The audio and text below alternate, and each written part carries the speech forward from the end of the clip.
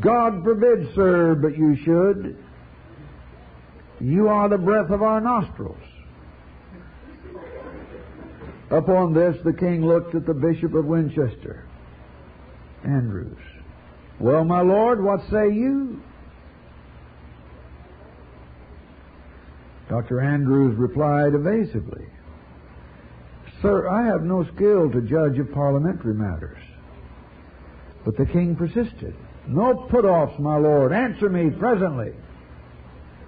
Then, sir, said the shrewd bishop, I think it lawful for you to take my brother Neil's money, for he offers it.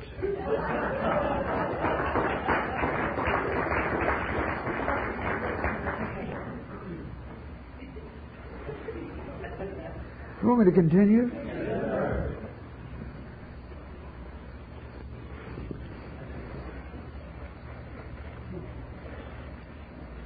Why did not the news media, with their self-righteous judgment, boycott the marriage of the prince with such a history of churchmanship as this?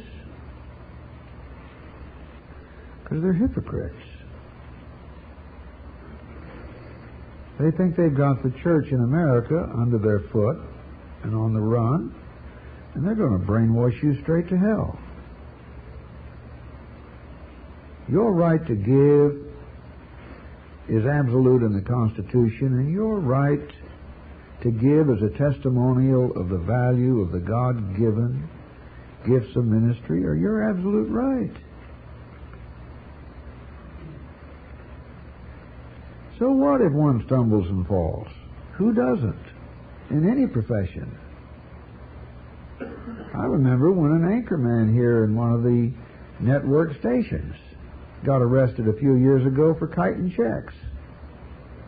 They didn't give nearly as much attention to that as they're given to this preacher that hasn't yet been proven to do anything, and he's only admitted the one thing 7 years ago in a motel in Florida.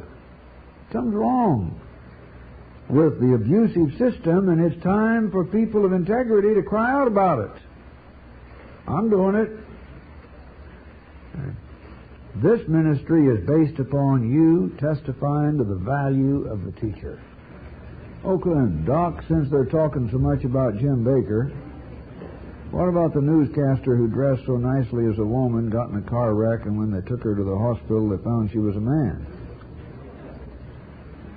Boy, the news media sure hushed that one up quick. What about the Pope? It fooled everybody. Until in a procession, she dropped a child. She had a baby. All hidden under her robes until the moment of delivery. They even had a statue tour in Rome. And that, about as much as anything else, upset Luther.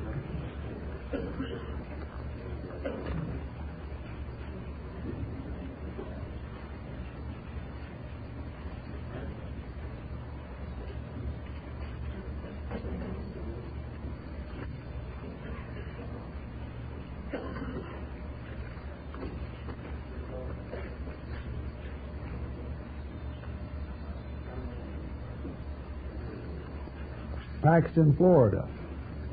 This evening on the news, I noticed they stumbled onto a deficit in the teaching system on values. We have a saying down south, a blind hog will eventually stumble upon an acorn.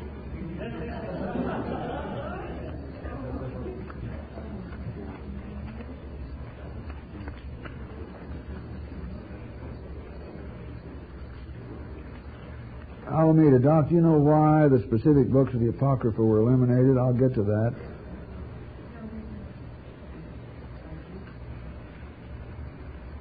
The Puritans were responsible for it more than anyone else. Then the American and British Bible Societies left them out. Was Enoch ever considered worthy of the canon? Tertullian fought very hard to have him included. The apocalyptic view of Enoch had as much influence on the New Testament expectancy of the Perusia and the first generation apostolic lifestyle as any other single book, and Jude, ultimately included in the canon, quotes directly from Enoch. So by inference, Jude puts a canonical aura onto Enoch. Yes, it was considered. It was left out when the mistaken view of the first generation Christians that the second coming of Christ was immediate produced a disillusionment when the first generation died and it didn't happen. In fact, the Montanists stated where the second coming would occur and where the New Jerusalem was going to come down, and went there expecting it. So the disillusionments with the second coming that had underestimated the time span of the gap while God dealt with the wild olive branch, as Paul calls the Gentile church, caused them to almost excise all apocryphal literature. And had it not been decided that, not apocryphal but apocalyptic, had it not been decided that the Apocalypse of John was written by an apostle, it would have been left out and it was put at the tail end of the canon.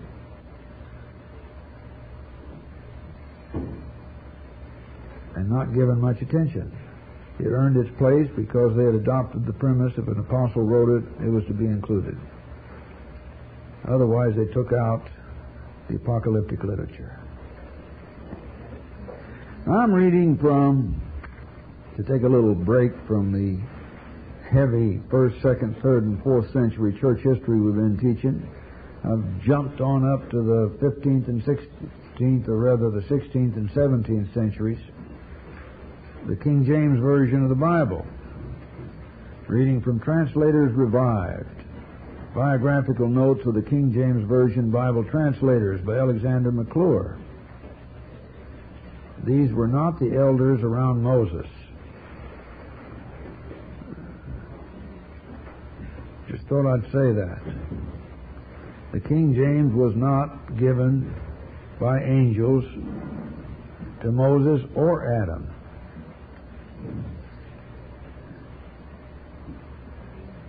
And it's accomplishing the gestalt that I'm wanting to communicate. The church has not always had poverty-stricken idiots as its leaders. Lancelot Andrews, ultimately appointed chairman of the Committee of 10, the first committee to deal with the first 5 books of Moses and on into Kings. Born at London in 1565, one of the first Greek scholarships of Pembroke Hall in the University of Cambridge. And once a year at Easter, he used to pass a month with his parents. He'd find a master and learn a new language, one he wasn't familiar with, until with his vacation time 1 month a year, he mastered most of the European languages. I'd read of his appointments clear up to Westminster, favorite of Queen Elizabeth, and with King James he stood in higher favor than he'd done with Elizabeth. He didn't die poor. He established fellowships at his school when he died, bequeathed 300 folio volumes, which weren't cheap. One of the comments I was on when I quit reading, high in the favor of King James, the crack-brained king, this writer says, who scarce knew how to restrain his profaneness and levity under the most serious circumstances. Once, always a jealous stickler for his prerogatives, I can read this again, can I? Was in those days trying to raise a revenue without parliamentary authority. All church leaders have had to worry with raising revenue. King James was head of the church, as the current Queen of England is, as Prince Charles will be.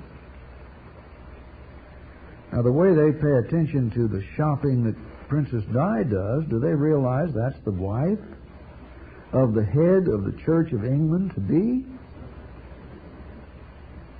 She wears more hats than are necessary to keep your head warm.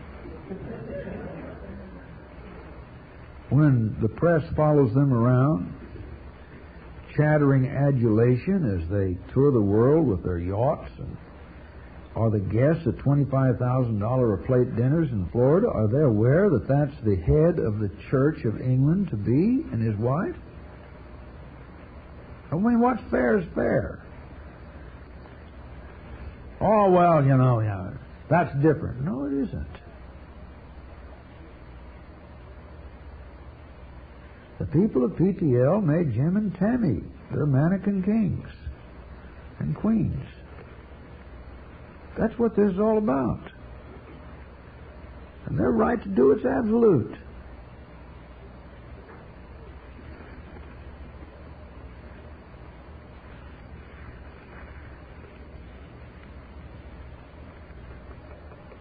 Now the other prince, if something happens to Charles, will be the head of the church.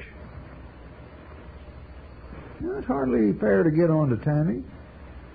Just because Fergie didn't need a boob job and Tammy thought she did, let's be fair.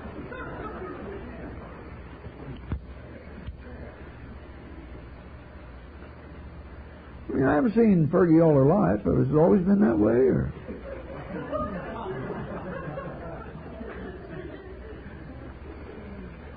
I mean, if that's what we're supposed to concern ourselves with about church leaders, let's be fair.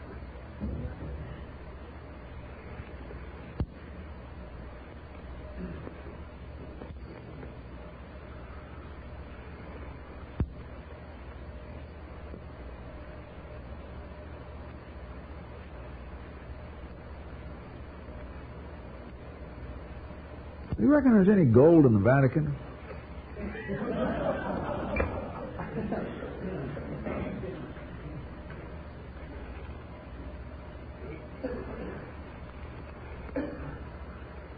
I mean, they're even cleaning the painting of Michelangelo. Why don't they sell it and give the money to the poor? You know, I'm tired of these wooden-headed members of the press dumping on us their value system.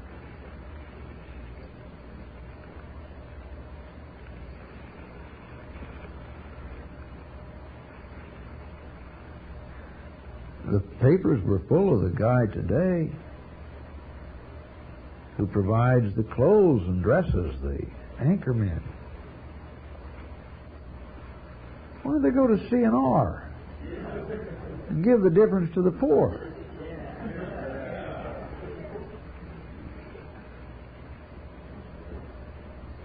I don't see them doing anything but sit on their butt. That's what Jimmy did.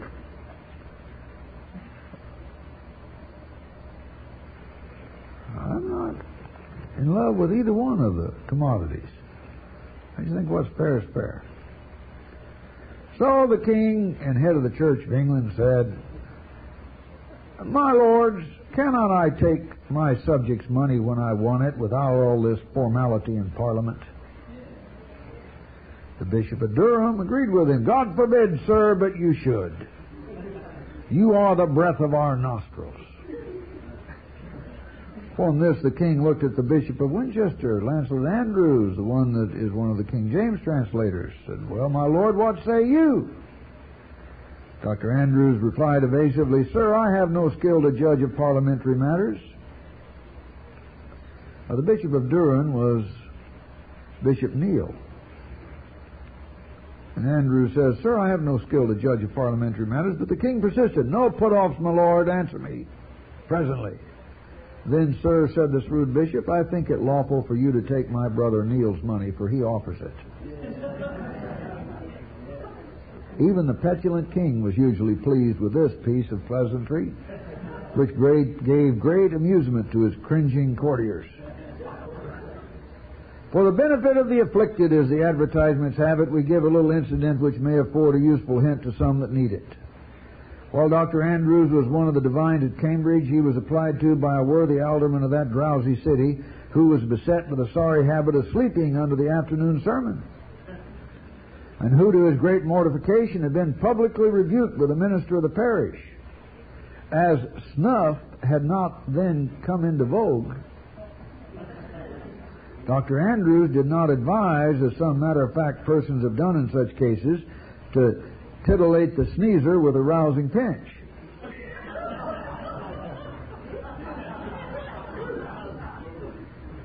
Wonder if Jerry or Jimmy the Swaggart knows the people who translated the King James. He seems to have been of the opinion of the famous Dr. Romaine, who once told his full-fed congregation in London that it was hard work to preach to 2 pounds of beef and a pot of porter. So Dr. Andrews advised his civic friend to help his wakefulness by dining very sparingly. The advice was followed, but without avail. Again the rotund dignitary slumbered and slept in his pew, and again he was roused by the harsh rebukes of the irritated preacher. With tears in those 2 sleepy eyes of his, the mortified alderman repaired to Dr. Andrews, begging for further counsel. The considerate divine, pitying his infirmity, recommended to him to dine as usual, and then to take his nap before repairing to his pew. This plan was adopted. And to the next discourse, which was a violent invective prepared for the very purpose of castigating the alderman's somnolent habit, he listened with unwinking eyes, and his uncommon vigilance gave quite a ridiculous air to the whole business. The unhappy parson was nearly as much vexed at his huge, wasted parishioner's unwonted wakefulness as before at his unseemly dozing.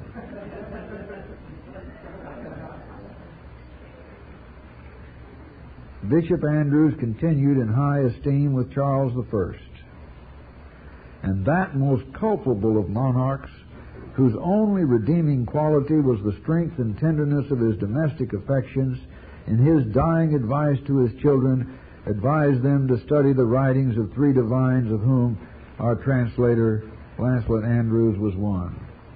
He died at Winchester House in Southwark, London, September 25th, 1626, aged 61 years. He was buried in the church of St. Saviour, where a fair monument marks the spot. Why didn't they put him in the pauper's grave, so his testimony could continue? Having never married, he bequeathed his property to benevolent uses. He had property. John Milton, then but a youth, wrote a glowing Latin elegy on his death.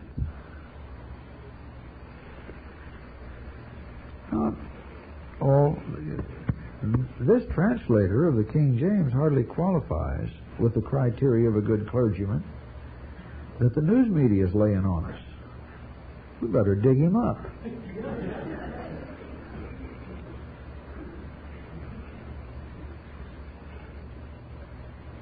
And bury him under the streets of some poor section of London so the poor can walk on him and say, "Here lies a translator of the King James Version. With the poor was his lot." News media needs to do a little research before they postulate themselves as experts on religion. Now, I've been teaching on church history. The Gestalt experience I'm seeking is an awareness that the church has always had problems because it has people in it. But it has survived. And it survives when people are able to separate the principles from the personages, the position from the occupier of the position, and the truth from the fluff. Now, I've jumped ahead from 1st, 2nd, 3rd, and 4th century Christianity to the 16th and 17th century, the translators of the King James Version of the Bible. There seems to be an attitude abroad in the land that to be a preacher you got to be a jerk, a retard, and totally poverty-stricken.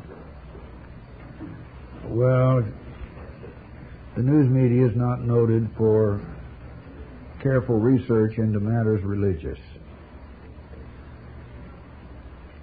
And I'm carrying on my one-man battle to prove that their characterization of what the ministry has to be is not necessarily correct.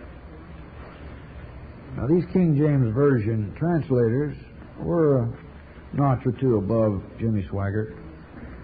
So I started with Lancelot Andrewes, born in London, 1565, reading from Translators Revived by Alexander McClure. Had one of the first Greek scholarships of Pembroke Hall and the University of Cambridge, and this bears repeating each half hour. Once a year at Easter, he used to pass a month with his parents on vacation. During this vacation, he'd find a master from whom he learned some language to which he was before a stranger. He enjoyed the favor of Queen Elizabeth. She appointed him to Westminster.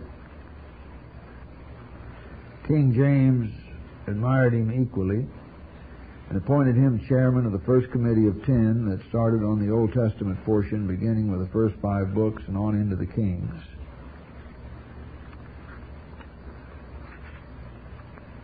He died in 1626, age 61 years. For the last 2 half hours, I've been reading a little thumbnail sketch of his biography, and I'm not going to review it again. If you stay listening tonight, probably the earlier portion will replay again. John Milton, then but a youth, wrote a glowing Latin elegy on his death. As a preacher, Bishop Andrewes was right famous in his day. He was called the Star of Preachers. I'm sure that had something to do with his appointments. Man's gift maketh room for him, and the perks that went along with it.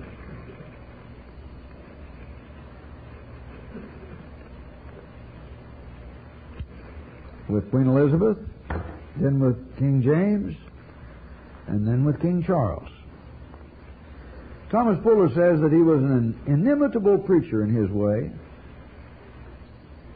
and such plagiarists as have stolen his sermons could never steal his preaching.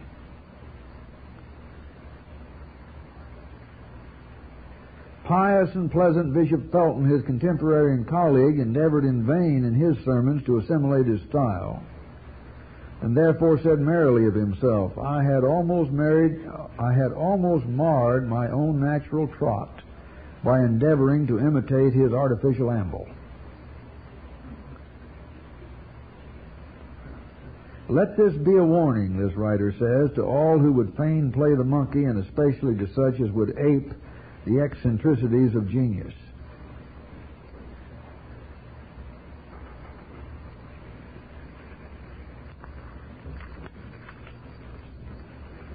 Many hours he spent each day in private devotions. Jesus said, pray in secret, give in secret.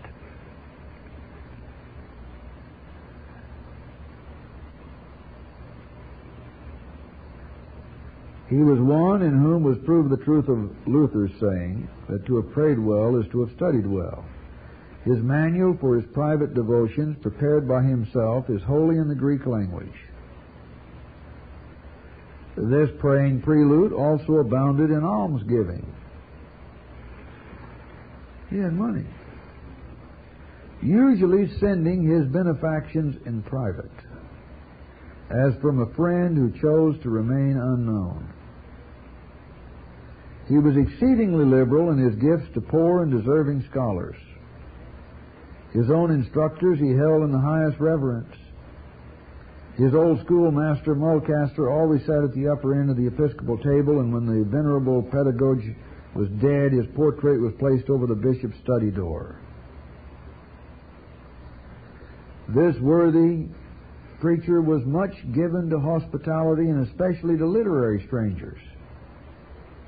Yeah, we're in good company given to libraries. So bountiful was his cheer that it used to be said, my Lord of Winchester keeps Christmas all the year round. I wonder what the news media do with this. He once spent £3,000. Now, that's a lot of money in the early 1600s. He once spent £3,000 in 3 days entertaining King James at Farnham Castle. Oh.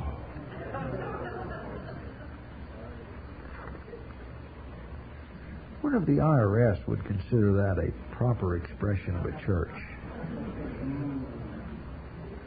His society was as much sought, however, for the charm of his rich and instructive conversation as for his liberal housekeeping and his exalted stations. I said this earlier. Nothing wrong with church people creating kings in their society.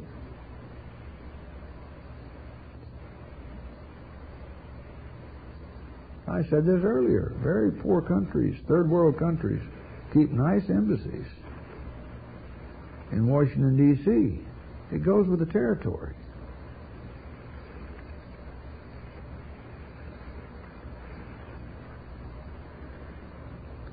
But we are chiefly concerned to know what were his qualifications as a translator of Bible. He ever bore the character of a prodigious student. One competent judge speaks of him as that great gulf of learning. It was also said that the world wanted learning to know how learned this man was. And a brave old chronicler remarks that such was his skill in all languages, especially the Oriental, that had he been present at the confusion of tongues at Babel, he might have served as interpreter general. In his funeral sermon by Dr. Buckeridge, Bishop of Rochester, it is said that Dr. Andrews was conversant with 15 languages.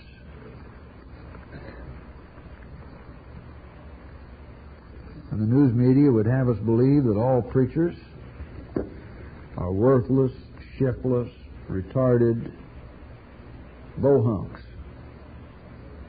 They haven't done their research. And just because of the Jim Baker affair, you don't have to let yourself get intimidated as a churchman, as a Christian, to testify to the value we place in the things of God.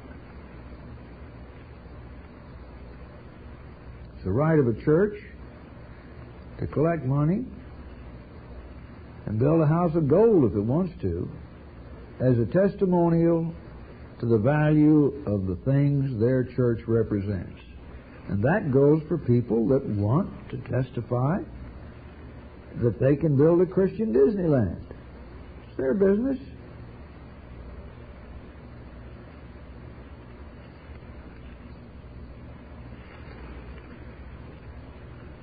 I'm real glad I said that. Now, if you want me to continue, there's a lot of translators. These little personalities are rather interesting. You get on the telephone and call me if you want me to continue.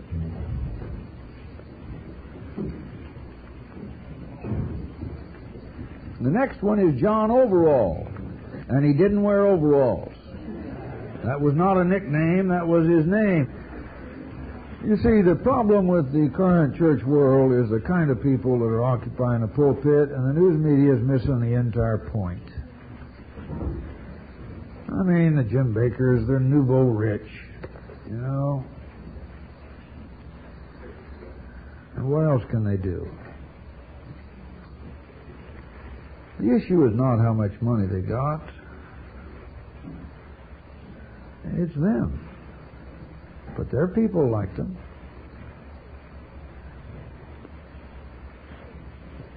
Jim Swaggart. Maybe finished the third grade, I don't know. Jerry the Fat.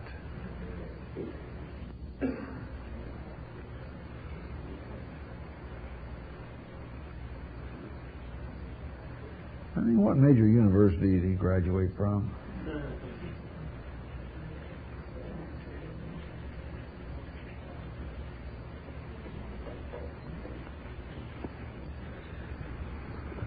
There are some giants that have... This is the end of Side 3. For the rest of the teaching, please turn the tape over for Side 4. Thank you.